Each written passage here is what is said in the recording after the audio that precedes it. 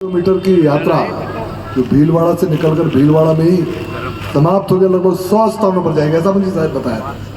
ये अपने आप एक बड़ा अभियान है और इसको मैं व्यापारिक दृष्टि नहीं देख रहा हूँ। मेरा दृष्टिकोण थोड़ा भिन्न है। जैसे आपने ट्रांसफॉर्मेशन की बात की है, इसका सोशल एस्पेक्ट, नेशनल एस्पेक्ट और उत्तराखंड का जो मेरा इससे संबंध जुड़ता है, इन तीन हिस्सों में मैं इसको देखता हूँ। आप क्या ट्रांसफॉर्म करना चाहते हैं? आप आरसीएम के माध्यम से सोसाइटी का हेल्थ ठीक करना चाहते हैं, तो स्वदेशी के माध्यम से यहाँ का संस्कार ठीक करना चाहते हैं। सेवा, स्वास्थ्य और संस्कार, एक सोशल फीलिंग लेकर।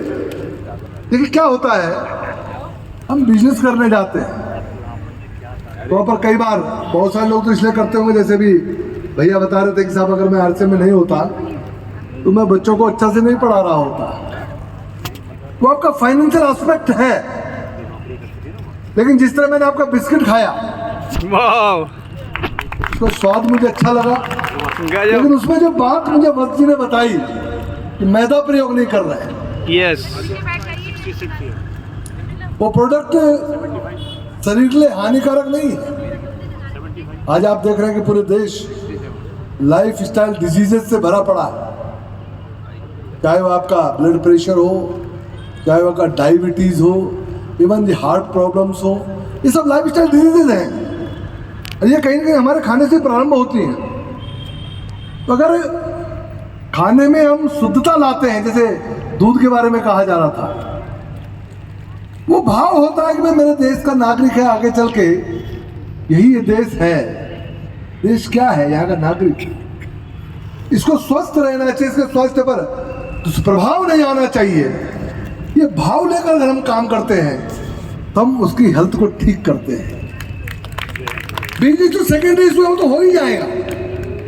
जब हम काम करते और आगे बढ़ते हैं और जब हम ख्याति पाते तो पैसा तो पीछे पीछे आता चला जाता है, उसके लिए प्रयास नहीं करने पड़ते, प्रयास करने पड़ते सही काम के।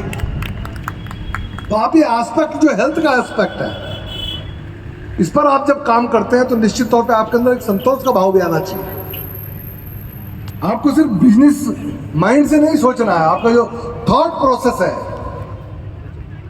ये बिजनेस ओरिएंटेड नहीं होना चाहिए, ये सर्विस ओरिएंटेड होना चाहिए।